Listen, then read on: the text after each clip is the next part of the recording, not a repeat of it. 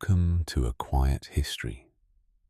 Tonight, we'll explore the long history of London, from Roman Londinium to the modern city. If you enjoy calm history like this, please consider subscribing. It really helps the channel grow. Now, get comfortable, dim your screen, and let's begin. Tonight, we begin more than 2,000 years ago, long before the modern skyline of London, before stone bridges, before cathedrals, before the city became one of the great capitals of the world. We begin with a river. The River Thames moves slowly through southern Britain, curving across marshland and low hills before emptying into the North Sea.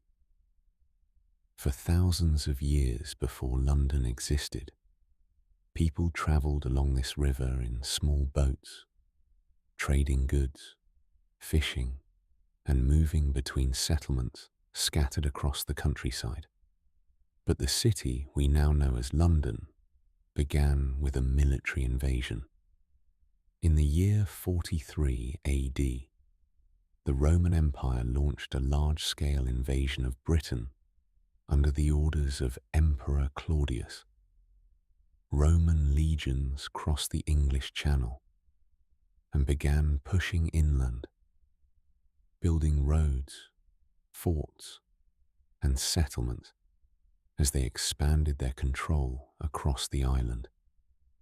At first, there was nothing particularly special about the place where London would appear.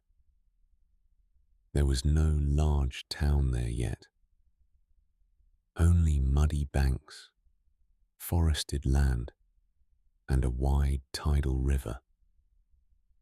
But the Romans were excellent engineers, and more importantly, excellent planners. They were always looking for strategic locations, and one location along the Thames offered something extremely valuable, a place where the river could be crossed. This crossing point was not the narrowest point of the river, but it was a practical one. The banks were firm enough to support construction, and the surrounding land connected naturally with the growing network of Roman roads spreading across Britain. So sometime shortly after the invasion, Roman engineers built a wooden bridge across the Thames. This bridge changed everything. Once the bridge existed, traders, soldiers, and travellers all began passing through the same point. Wagons loaded with supplies crossed the river.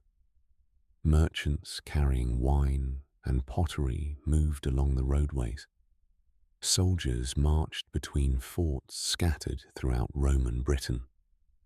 Around this bridge, a settlement slowly began to form. The Romans named it Londinium. Historians are not entirely certain where the name came from. It may have originated from an earlier Celtic word used by local tribes who lived in the region before the Roman arrival. Whatever its origins, Londinium quickly became something more than just a crossing point. Within a few decades, the settlement was growing rapidly. The Romans constructed straight roads, carefully laid out in a grid pattern. Wooden buildings appeared first. Shops, houses, storehouses, and small workshops where craftsmen produced tools, pottery, and metal goods. The river itself became the lifeline of the new town. Ships arrived carrying cargo from across the Roman world. Amphorae filled with olive oil from Spain. Barrels of wine from Gaul, the Roman province that roughly corresponds to modern-day France. large quantities of garum, a fermented fish sauce that was extremely popular in Roman cooking. The Thames waterfront soon filled with docks and warehouses where goods were unloaded and distributed across Britain. Because of its location, Londinium quickly became the most important trading hub in Roman Britain. But this rapid growth also brought danger. In the year 60 AD, a rebellion broke out against Roman rule. It was led by Boudicca, a queen of the Iceni tribe in eastern Britain. Boudicca's forces attacked several Roman settlements, and Londinium was among them. At that time, Londinium was still relatively new and poorly defended. Roman military forces were spread across the region, and the town had no substantial walls yet. The Roman governor made a difficult decision. Rather than trying to defend the city, he ordered it to be abandoned. When Boudicca's army arrived, they burned Londinium to the ground. Archaeologists have found a distinct layer of burned material beneath parts of modern London, evidence of the destruction that took place during this uprising. But the Romans were persistent builders, and Londinium was simply too valuable to abandon for long. Soon after the rebellion was suppressed, the Romans returned and rebuilt the city. This time, they built it larger and stronger. Stone buildings replaced many of the earlier wooden structures. Roads were paved more carefully. Public buildings appeared, including temples, bathhouses, and administrative offices. At the center of the city stood a massive forum, the political and commercial heart of Roman Londinium. The forum was essentially a giant public square surrounded by important buildings. Merchants sold goods there. Officials announced laws and decisions. Citizens gathered to talk, argue, and conduct business. Nearby stood a basilica, an enormous hall used for legal proceedings and government administration. Roman bathhouses also appeared throughout the city. These baths were not just places to wash. They were social spaces where people relaxed, exercised, and discussed politics and trade. The Romans also constructed an amphitheatre where crowds gathered to watch entertainment such as gladiator contests, animal fights, and public performances. By the late 2nd century, Londinium had grown into a substantial city. Historians estimate the population may have reached 45,000 to 60,000 people, making it one of the largest settlements anywhere in Britain. To protect this growing city, the Romans eventually constructed a massive defensive barrier known as the London Wall. This wall surrounded the city with thick stone fortifications several kilometers long. Gates allowed traffic to pass in and out along major roads. Inside the walls, the streets were busy. Merchants shouted prices in busy markets. Blacksmiths hammered metal tools and weapons. Children ran between buildings while carts rolled over stone roads. Roman London was surprisingly sophisticated. Some houses even had hypercoursed heating systems, a Roman technology that warmed floors by circulating hot air underneath them. Warm air travelled through hollow spaces beneath the floor, heating the rooms above. This system allowed wealthy residents to enjoy comfortable indoor temperatures, even during the cold British winters. Archaeologists have discovered many fascinating objects from Roman Londinium, shoes preserved in the wet soil along the riverbanks, jewelry made from glass and bronze, wooden writing tablets that recorded everyday messages. One tablet even contained a shopping list, reminding someone to purchase supplies.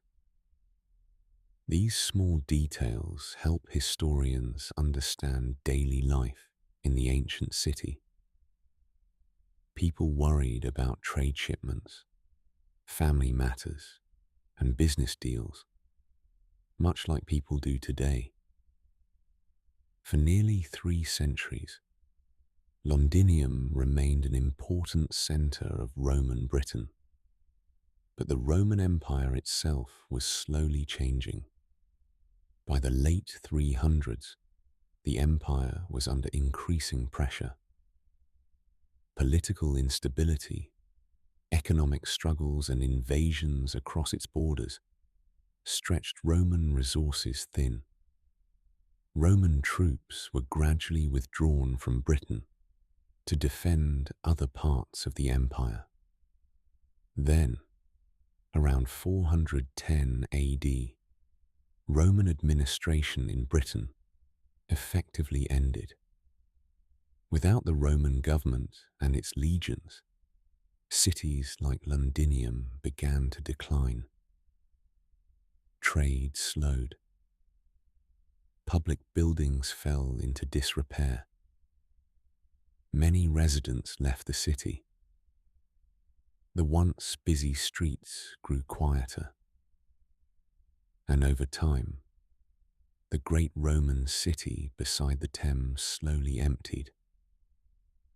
But the story of London was far from over.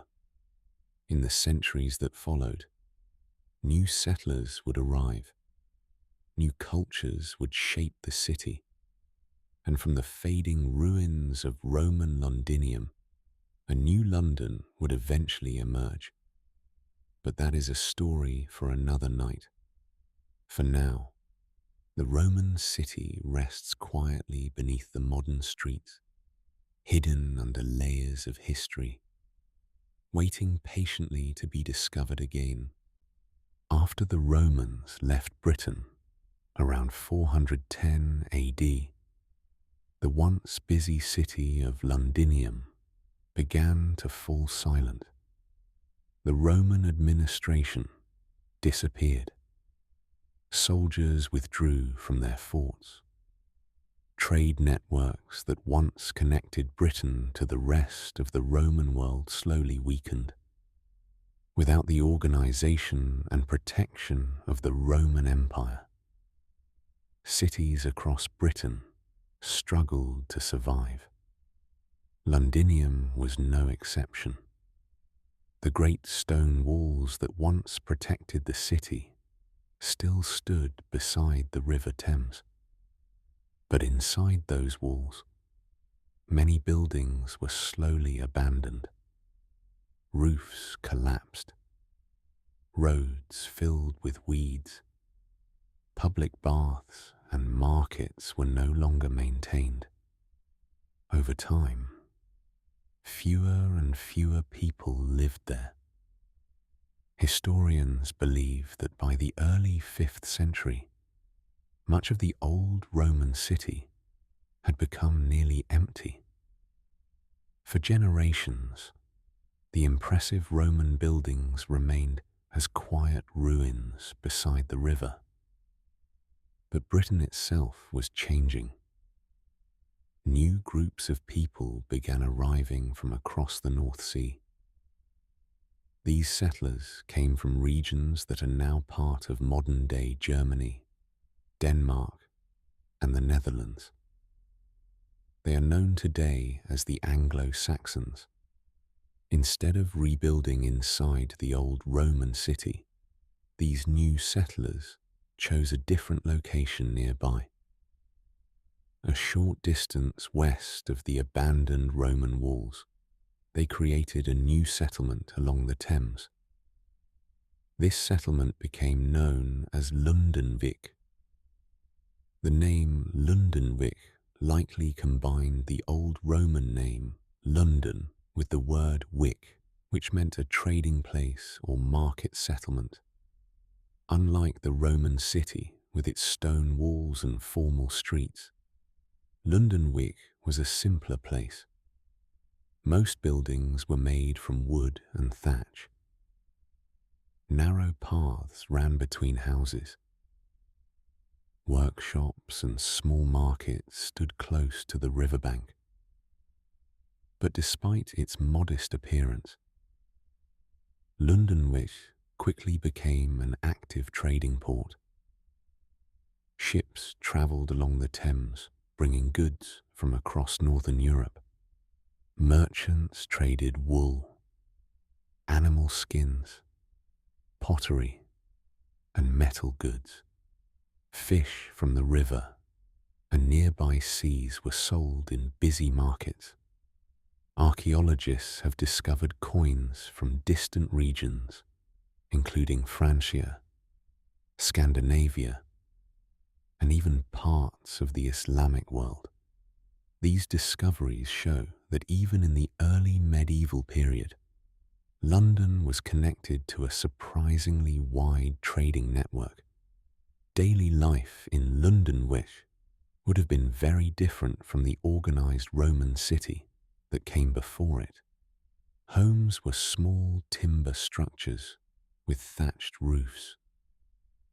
Inside, families cooked over open fires.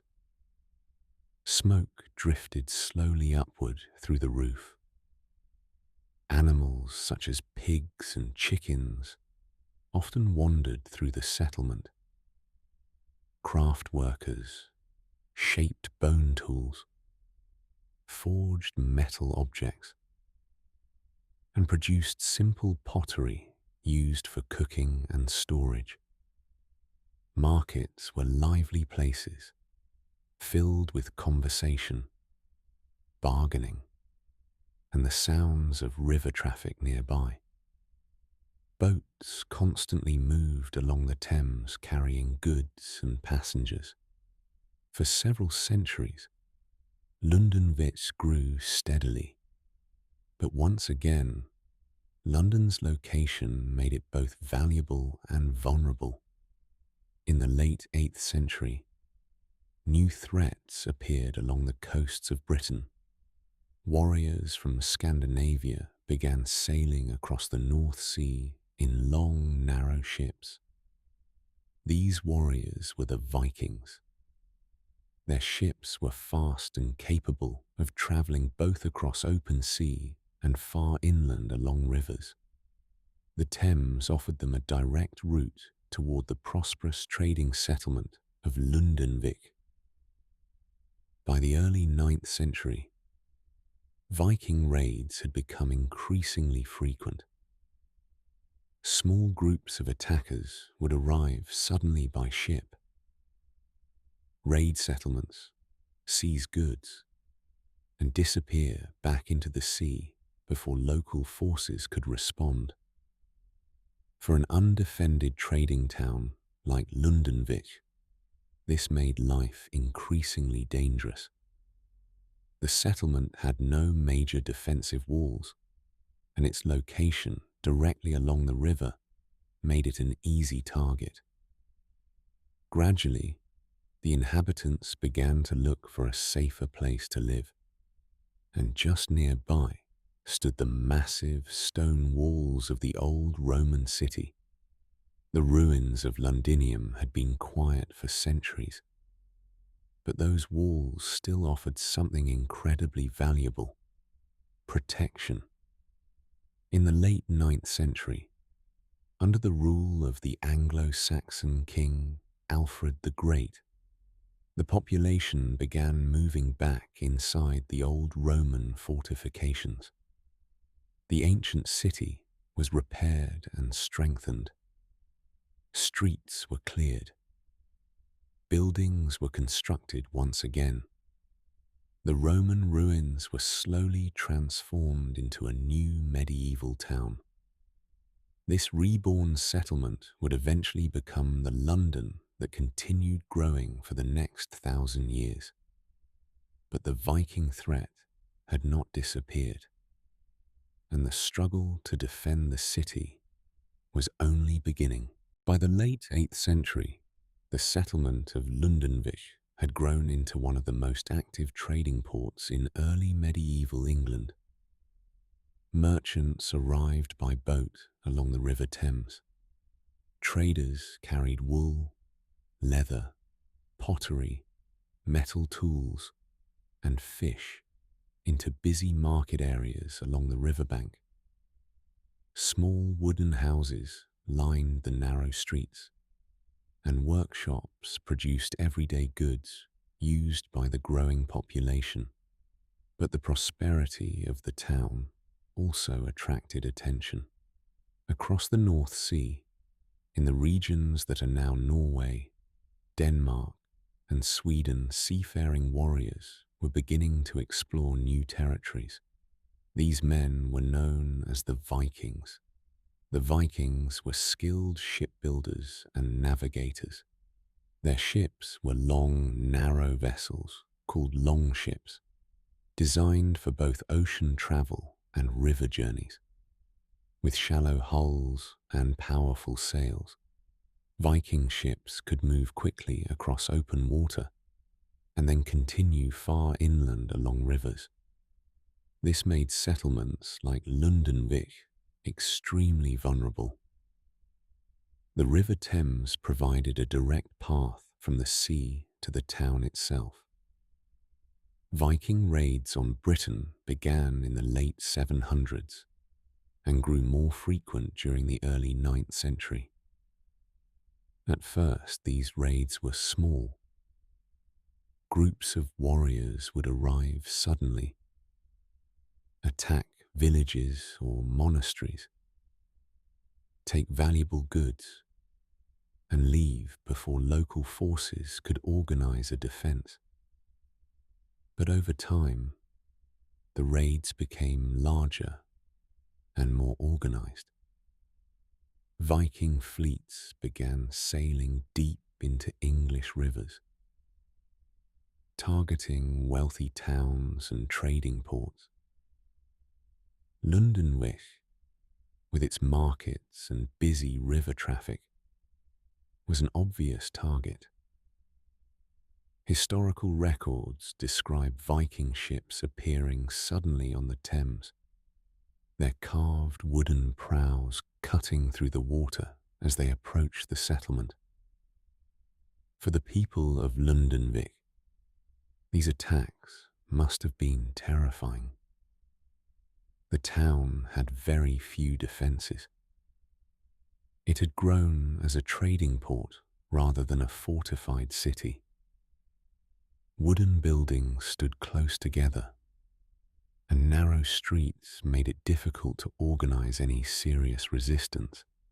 Raiding Vikings could move quickly through the town, taking goods, livestock, and sometimes captives before disappearing back down the river. As Viking attacks increased during the 9th century, many settlements across England were forced to reconsider how they protected themselves. And near Londonvik stood a powerful reminder of an earlier age. The massive stone walls built centuries earlier by the Romans still surrounded the abandoned city of Londinium. Though parts of the Roman city had fallen into ruin, the walls themselves remained impressive. Built from thick stone, they surrounded the city in a large defensive ring several kilometers long. Inside those walls lay the remains of Roman streets, foundations, and buildings. For centuries, this area had been largely empty.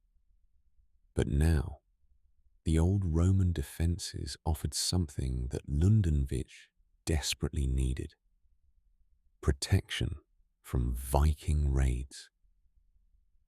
Around this time, a powerful Anglo-Saxon king rose to prominence in southern England. His name was Alfred the Great. Alfred ruled the kingdom of Wessex and became known for his efforts to defend England against Viking expansion.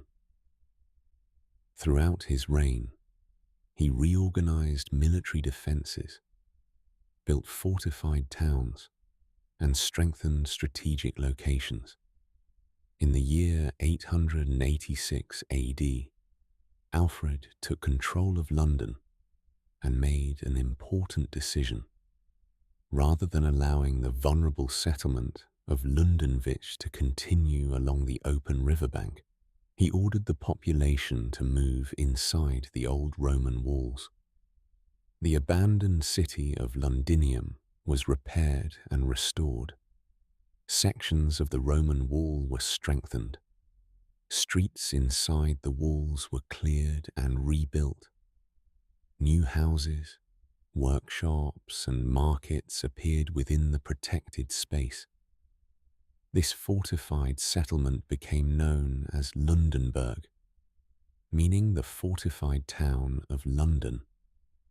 The decision to move inside the Roman walls dramatically improved the city's defenses.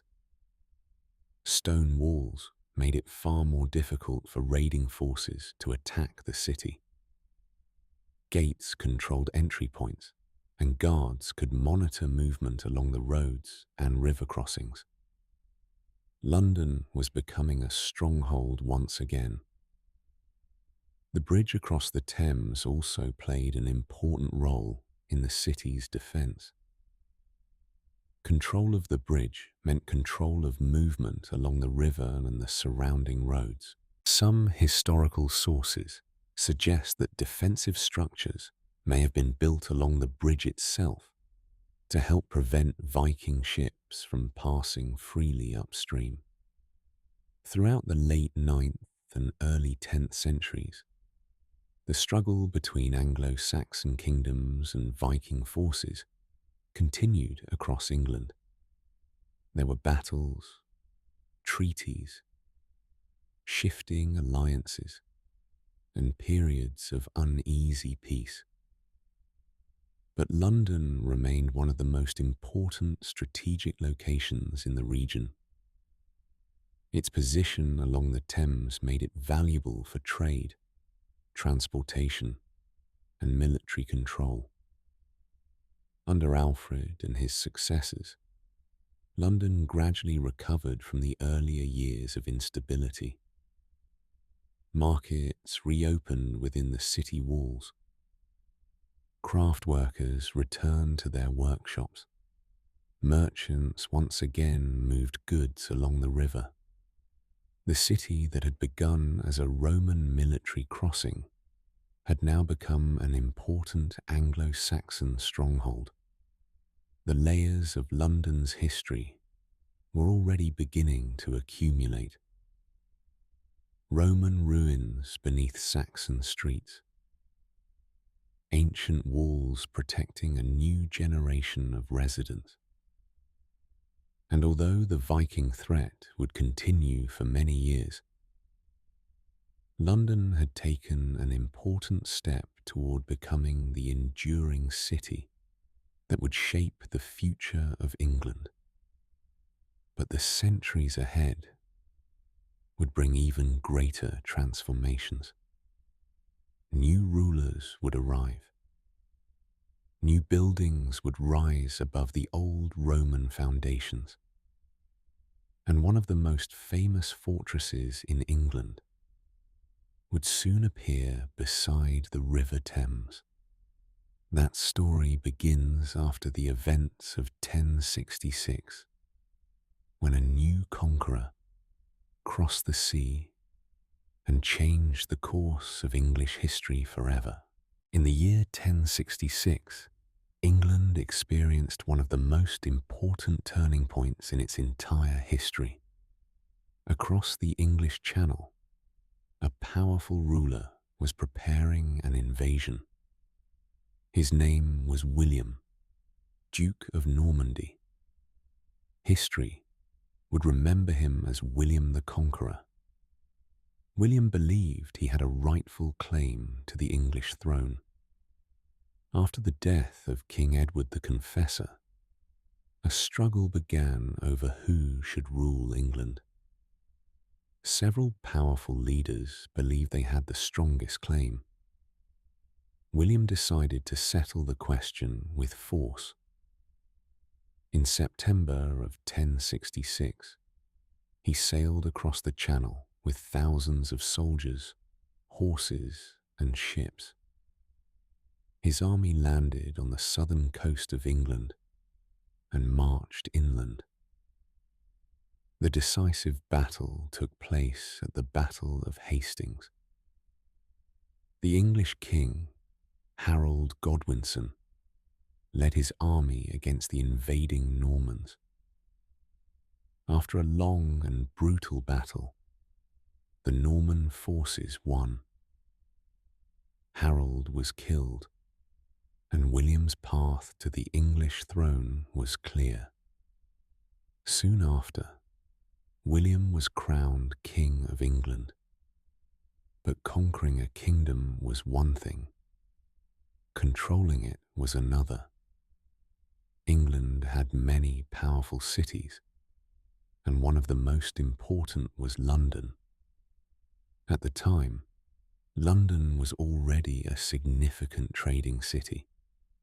It had grown inside the old Roman walls that had been repaired centuries earlier during the reign of Alfred the Great. The city was wealthy, busy, and politically important. William understood that if he wanted to control England, he needed to control London. So he approached the city carefully. Rather than attacking directly, William moved his army around the city, securing key roads and river crossings. Eventually, London surrendered, and William entered the city as its new ruler. But he knew that the population might not remain loyal forever. To secure his control, William began building a series of castles across England. These castles allowed Norman forces to maintain authority over important regions. And in London, he ordered the construction of one of the most famous castles in the world, the Tower of London. The first structure built on the site was the White Tower, a massive stone fortress designed to dominate the surrounding city. Construction began around 1078. The tower was built using thick limestone walls and stood high above the surrounding buildings. For the people of London, it must have looked enormous. The tower served several purposes. It was a military fortress. It was a royal residence. And it was also a powerful symbol of Norman authority. From its high walls, guards could watch the Thames and the busy streets of London. Over time, additional walls, towers, and defensive structures were added around the original building, creating the large castle complex that still stands today. During the medieval period, the Tower of London became one of the most important royal buildings in England. Kings stored weapons there. Important prisoners were held inside its walls. Royal ceremonies and government activities sometimes took place within the fortress. While the tower grew along the eastern edge of the city, London itself continued expanding. Inside the old Roman walls, the streets were crowded and busy. Many buildings were made from timber, with upper floors that leaned out over the narrow streets below. Markets sold bread, meat, fish, cloth, and tools. Craft guilds organized workers into groups that controlled trades such as metalworking, carpentry, and weaving. One of the most unusual places in medieval London was the bridge across the Thames. London Bridge was not just a bridge, it was almost a small town. Over time, houses and shops were built directly on top of the bridge itself. Narrow buildings lined both sides, creating a street that stretched across the river. People lived there, worked there, and traded goods, while travelers passed through the middle of the bridge. Despite its energy and activity, medieval London was not always a comfortable place to live. Streets were narrow and often muddy. Waste was frequently thrown into the street or directly into the river. Fires were a constant danger because most buildings were made from wood. Yet the city continued to grow. By the late medieval period, London had become the largest city in England and one of the most important urban centres in Northern Europe. Its population had reached around 80,000 people. Merchants from across Europe visited the city. Ships from distant ports sailed up the Thames, bringing goods from France, the Low Countries, and the Baltic region. The city that began as a small Roman trading settlement had now become a thriving medieval capital. But life in medieval cities could also be fragile. Crowded living conditions and poor sanitation created the perfect environment for disease. And in the middle of the 14th century, a disaster arrived that would change London forever. A deadly illness began spreading across Europe. It would soon reach England. And when it did, it would become known as the Black Death. By the middle of the 14th century, London had become the largest city in England. Its streets were crowded with merchants, craftsmen, traders, labourers, and travellers arriving from across Europe. Ships sailed constantly along the River Thames carrying goods from distant ports. Markets bustled with activity as people bought food, cloth, tools, and supplies for daily life. But in the year 1348, something else began arriving in European ports. It travelled silently aboard ships, hidden among cargo and supplies, carried by fleas that lived on black rats. The disease would later be known as the Black Death. Today, historians understand that it was caused by a bacterium called Yersinia pestis.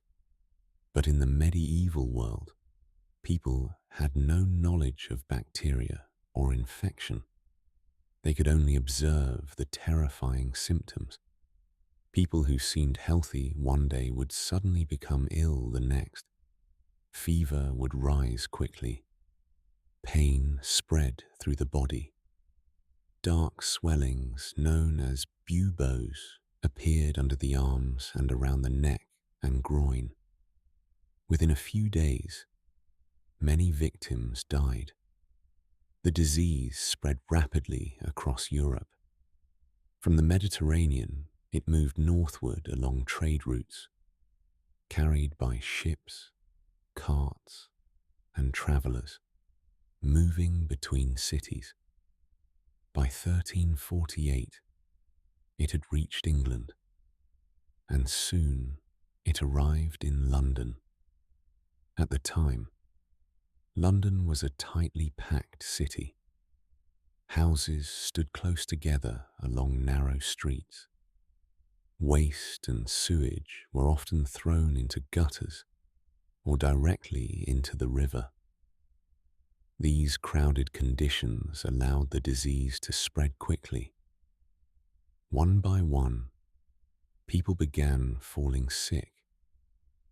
Doctors of the time tried to explain the illness in different ways. Some believed it was caused by bad air. Others thought it might be punishment from God. Without scientific knowledge, no one truly understood what was happening. Church bells rang frequently as funerals became more and more common. Graveyards filled quickly. Soon, large burial pits were dug outside the city walls because there was no longer enough space for individual graves. Historians estimate that as much as half of London's population may have died during the outbreak. Entire families disappeared. Some houses stood completely empty. Markets that were once full of activity became quiet. Workshops closed because craftsmen and apprentices had died. Trade slowed dramatically. For the people who survived, daily life changed in unexpected ways. Because so many workers had died, labor became scarce. Farmers and craftsmen who remained alive suddenly found that their work was more valuable. Wages slowly began to rise. Some historians believe this shift helped weaken the rigid social structures of medieval England. Over time, the plague outbreaks would return several times across the following centuries. But the first arrival of the Black Death was the most devastating. Yet even after such destruction, London did not disappear. The survivors rebuilt their lives. Markets reopened. Ships once again sailed up the Thames. New houses replaced abandoned ones. Gradually, the city began to grow again. But the dangers of crowded wooden buildings and narrow streets still remained. And more than 300 years later, another disaster would sweep through London. Not a disease this time, but fire. By the early 19th century, London had grown into one of the most important cities in the world. The Great Fire of 1666 had forced the city to rebuild using stronger materials such as brick and stone. Over the following decades, London expanded far beyond the boundaries of the old Roman walls. New neighborhoods spread outward in every direction. By the time the 19th century arrived, Britain was entering a period known as the Industrial Revolution. Factories, machines, and new forms of transportation were transforming the economy. Steam power allowed goods to be produced faster than ever before. Railways connected cities and ports across the country. London sat at the center of this rapidly growing system. Ships arrived daily along the River Thames carrying goods from across the expanding British Empire. Tea from India, spices from Asia, sugar from the Caribbean, and cotton from America passed through London's busy docks. As trade increased, so did the population. During the reign of entity, people, Queen Victoria, London experienced extraordinary growth. By the middle of the 19th century, the city had become the largest urban area in the world. Its population passed 2 million people and would eventually rise to more than 6 million by the end of the Victorian era. Entire districts of housing appeared to accommodate the growing population. Rows of brick houses lined newly built streets that stretched far beyond the historic centre of the city. But this rapid growth created serious problems. Crowded neighbourhoods often lacked proper sanitation. Waste from homes and businesses frequently drained into the River Thames. By the 1850s, the smell of the river during the summer months became so unpleasant that it affected daily life across the city. This event became known as the Great Stink of 1858. The smell was so powerful that members of Parliament working at the Palace of Westminster struggled to continue their sessions. The crisis forced the government to act. An engineer named Entity People, Joseph Bazalgette, designed a massive new sewer system to carry waste away from the city. His network of underground tunnels and pumping stations helped transform public health in London and greatly reduce the risk of disease outbreaks. Another innovation soon changed the way people moved through the city. London's streets were becoming increasingly crowded with horses, carts, and pedestrians. Travel across the growing metropolis could take hours. To solve this problem, engineers proposed an unusual idea. Instead of building new roads above the ground, they would build a railway beneath the city itself. In 1863, London opened the world's first underground railway. This new system, which would eventually become known as the Entity Transport System, London Underground, allowed trains powered by steam locomotives to move passengers through tunnels beneath the busy streets above. The earliest tunnels were dug using a method called cut and cover.